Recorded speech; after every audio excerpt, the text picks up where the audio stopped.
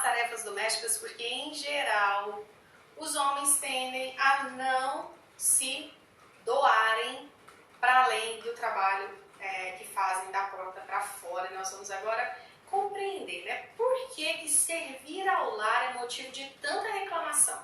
Há de ter uma razão, não é à toa, não é do nada que homens e mulheres, na nossa geração em especial, têm reclamado tanto dessa nossa função, que é servir também da porta de casa para dentro, porque da porta para fora a gente sabe que ou a gente faz ou ninguém vai fazer, e da porta para dentro geralmente tanta reclamação. Por que isso está acontecendo?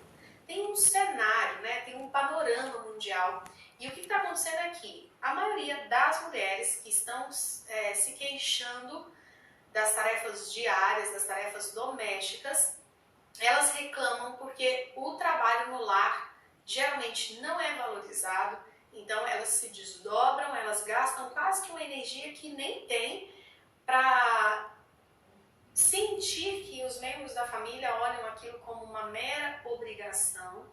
Em geral, as mulheres reclamam porque elas estão realmente muito cansadas com duplas ou triplas jornadas, e geralmente reclamam também porque elas querem ser cuidadas. Então, muitas vezes, elas não reclamam porque têm que fazer. Elas reclamam porque elas sentem que poderiam fazer por elas para que elas se sentissem cuidadas, valorizadas.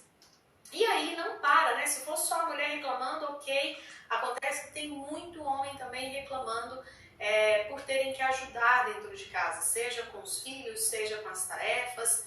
E aí, seja às vezes até para manutenção. Tem homem que reclama até para manter as coisas organizadas, eles acham que isso já é motivo para queixa. E na maioria das vezes os homens estão reclamando pelos mesmos motivos que as mulheres, né? Eles acham, o único ponto diferente é que eles acham, alguns deles, que não é função do homem, já que ele trabalhou, já que ele pagou conta. E aí, dois pontos são semelhantes, eles também reclamam muitas vezes que é porque eles estão cansados do trabalho que fizeram durante o dia, e que também eles gostariam de serem cuidados, então eles ficam ali para receber, né, os carinhos, os mimos, logo depois que o dia terminou, que a rotina de trabalho se encerrou, eles querem se sentir cuidados e valorizados. Então, olha o impasse. Ele aqui querendo ser cuidado, ela de cá querendo ser cuidada, ele está exausto, ela está exausta, e isso vai gerando um afastamento do casal, porque queixas e reclamações e acusações e cobranças fazem, inevitavelmente, com que o casal vá se distanciando. Então nós estamos diante de um impasse e não tem outro jeito de resolver esse impasse a não ser trazer para o equilíbrio. Tá bom, você está cansado porque você trabalha muito. Tá bom, você está cansado porque você paga mais conta, então você chega em casa e se sente no direito de de descansar e ser cuidado, né? Que as suas vontades sejam atendidas prontamente. Então, só o equilíbrio é que vai fazer com que esse impasse deixe de existir e que então o casal tenha chance da reconexão. Aqui um ponto muito importante que o Ítalo Calvino fala em uma das resenhas que ele faz de um livro sobre filosofia. Ele fala o seguinte: o peso da vida diminui quando diminuem-se as opressões. Ou seja, somente quando aquele que está se sentindo oprimido consegue se libertar desses pesos, dessa opressão, é que o peso da vida começa a diminuir. Então tem muito marido, muita esposa que dentro do relacionamento se sente oprimido pelas tarefas do dia a dia, pelas contas que tem que pagar, pelo excesso de responsabilidade que tem que carregar nos ombros, e por conta dessa opressão dos excessos de responsabilidade, de coisas a fazer, eles não conseguem ver leveza na vida. E aí projetam sobre o casamento. E muitos até idealizam que se tivessem sozinhos, o peso seria menor, e por conta disso se sentiriam menos oprimidos, e por conta disso seriam mais felizes. Só que é totalmente resolver as opressões dentro do casamento. se existe desejo de continuar juntos, se existe razão de continuarem juntos, então é aqui dentro que precisa ser resolvido. Então aqui já fica uma grande dica para você. Não se permita ser oprimida pelas tarefas do dia a dia. Cuidado com o sistema econômico que fica convencendo a gente a comprar, a consumir, né? Isso é da nossa era, é o ter, a atenção colocada sobre o ter ao invés do ser. Muito cuidado. Às vezes o ter não faz sentido para você, você realmente é uma pessoa que precisa do simples, do essencial para ficar bem e às vezes se deixa levar, né, inconscientemente por um movimento de consumismo desenfreado que só traz opressão para dentro do seu coração. Então, esteja atento às opressões sobre os seus ombros, às opressões que o seu marido está sofrendo e inclusive os filhos, e às vezes até filho pequeno já se sentindo oprimido pela dinâmica familiar. Então, na prática, vamos lá, né? O importante é saber, então, o que na prática fazer. Caso você esteja precisando de ajuda nesse ponto em relação às tarefas domésticas. Então, vamos lá. Muita coisa aqui para ser mudada. Primeira coisa, se você, mulher, está trabalhando demais e chega em casa, ainda tem que cuidar desse homem, tem que cuidar de filho, tem que cuidar de roupa, tem que cuidar de casa, então você precisa trabalhar um pouco menos. Aí entra o jogo do sim mais. Sim, Marisa, eu já sei disso, mas esse mas está dizendo assim, eu não quero resolver. Não jogue o jogo do sim mais. Se você está se sentindo sobrecarregada e se você sente que o seu homem não vai mudar o jeito de ser dele em relação a ajudar nas tarefas domésticas, não tem outro jeito a não ser você começar a trabalhar menos. Marisa, mas eu sou contratada, então eu não sou autônoma, eu não posso mexer na minha agenda. Então você vai começar a delegar para as pessoas da sua casa que elas trabalhem mais para que você tenha menos tarefas. Aí entra o jogo do sim mais. Sim, Marisa, mas o meu marido não está disposto a colaborar. Então você precisa pagar um pouquinho menos de conta dentro de casa para te sobrar dinheiro para que você coloque uma ajudante, nem que seja uma vez na semana, para dar uma faxina geral e te aliviar.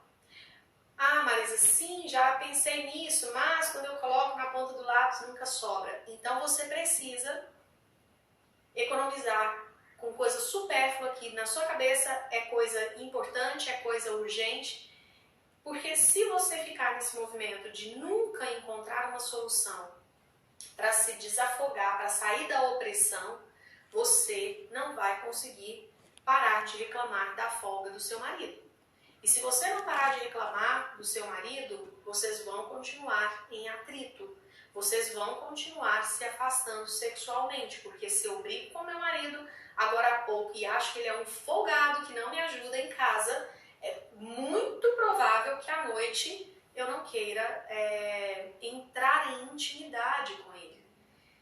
Porque os nossos poros vão se fechando quando a gente acha que uma pessoa é tóxica para nós.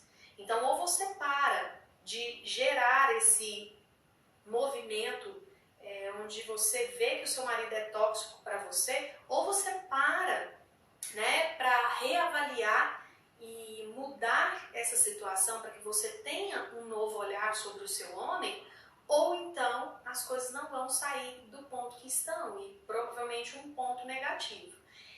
Eu não sei como eu disse para você, aqui são colocadas algumas ideias que tendem a funcionar, não só para mim, como para as mulheres em geral. Mas você tem uma vida que é única, você tem regras dentro do seu casamento que são únicas. Dentro do seu casamento, faça um movimento para que fique equilibrado. Aqui eu dei exemplos que você pode fazer para equilibrar. Você está dando demais, então você começa a dar um pouquinho menos. E geralmente isso soa no primeiro momento muito estranho. Como é que eu vou trabalhar menos? Vai cair a renda. Se cai a renda, e aí começa, porque é um movimento do nosso ego. O nosso ego não quer ficar fazendo muita mudança. Ele quer manter as coisas mais ou menos como estão. E aí é você que tem que conseguir passar por cima desse estranhamento em fazer as coisas um pouquinho diferentes para terem resultados diferentes. Aqui você também precisa reavaliar a forma como vocês estão fazendo as divisões das tarefas em casa. Vamos supor que você não vá parar de trabalhar um pouquinho menos, vamos supor que você não vá contratar alguém para te ajudar. Então reavalie como é que nós estamos dividindo, né, tanto as despesas como as divisões em casa. Às vezes, o que ficou para ele fazer é tão pesado para ele que por isso ele fica fugindo.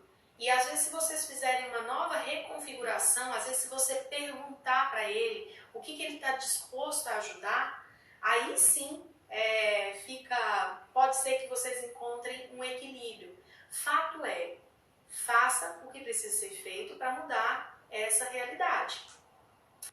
Outro ponto importante é você perceber se tem algum ponto de desequilíbrio que está desfavorável a você ou a ele. Por quê? Às vezes, lá atrás, vocês fizeram uma divisão de tarefas, né, que no momento ficou legal, ficou equilibrado, mas depois, com o passar do tempo, por alguma razão ou outra, começou a soar como desfavorável a você ou desfavorável a ele. E se vocês não vão fazendo uma reciclagem, né, a partir da observação, o desequilíbrio vai se formando e aí só vão perceber quando esses desequilíbrios estiverem trazendo para o relacionamento grandes prejuízos. Então, muito cuidado, tem que ser feita essa reavaliação sistemática, de tempo em tempo, para que não seja necessário acontecer coisas muito grandes e perigosas para que vocês se atentem aos reajustes que são necessários naquele momento. Então, esteja conectada sobre isso.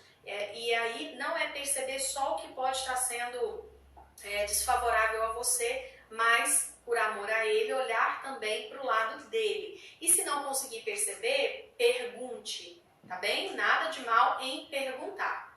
Aqui o que eu quero falar para vocês, que eu acho que é fundamental, no momento como esse que nós estamos vivendo, de relações líquidas, de relações baseadas no egoísmo, eu preciso te contar que, na verdade, o desejo mais íntimo do nosso coração, em especial da nossa geração, é a gente sair desse egoísmo, é sair do mim, é sair do eu mesmo, é sair dessa redoma e migrar para o nós.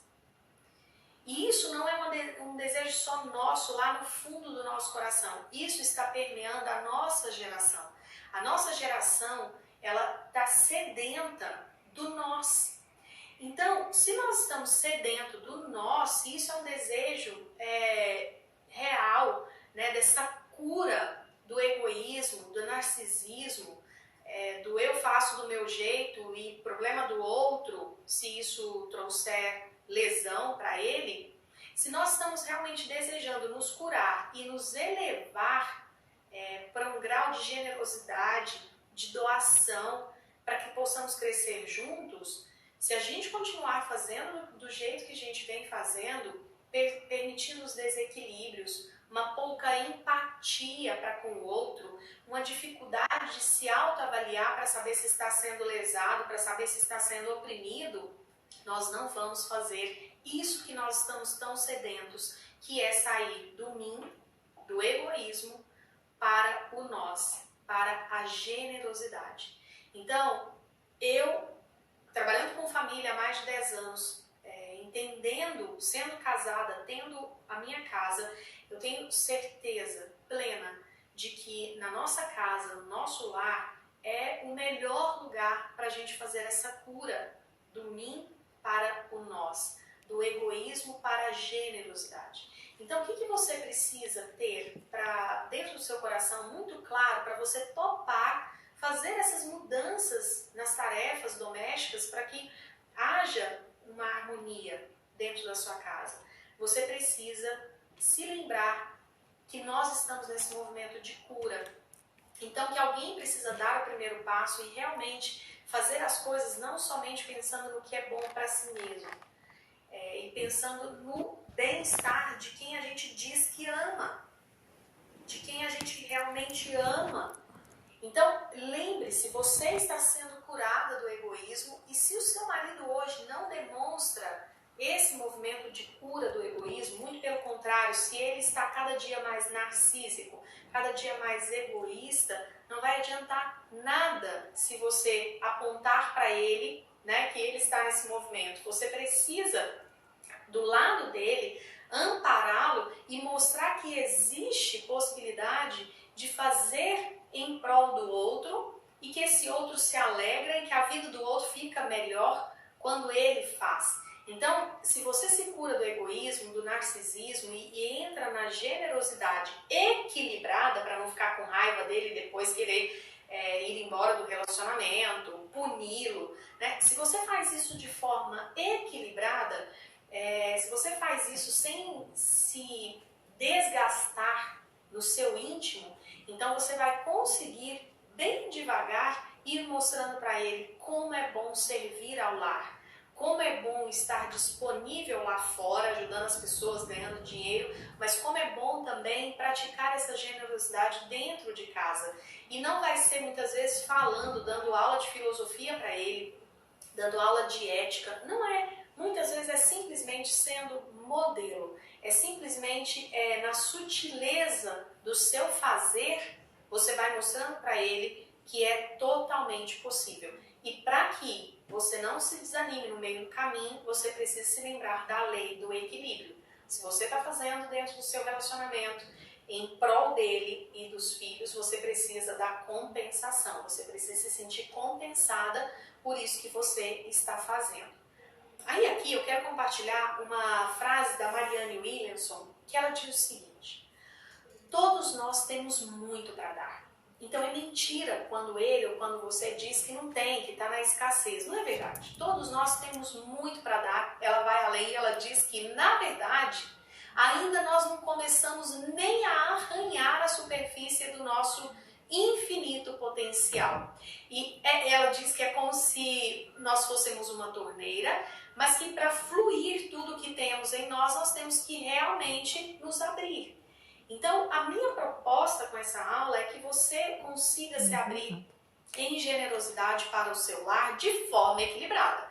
Porque ser generosa dentro do seu lar, você já ouviu, você já aprendeu, você já sabe que tem que ser, você já quer ser, talvez você já esteja sendo, mas o que está acontecendo aí é que você não estava fazendo talvez de forma equilibrada e isso estava te oprimindo. Então lembre-se, eu, você, seu marido, meu marido, todos nós temos um potencial infinito para dar. Nós somos torneiras de onde pode fluir muita coisa boa em função do outro, inclusive, só que a gente tem que se abrir. E aí a minha proposta é que você vá fazendo isso, essa cura em você e depois convidando e servindo como vitrine para que os membros da sua família façam isso também. Resumindo e finalizando essa aula, mude. Seja lá o que for que precisa de mudança dentro da sua casa em relação à rotina das tarefas. Equilibre. Encontre uma forma de sobrar mais energia em você, para você servir ao seu lar com alegria e para você estar nesse casamento com entusiasmo.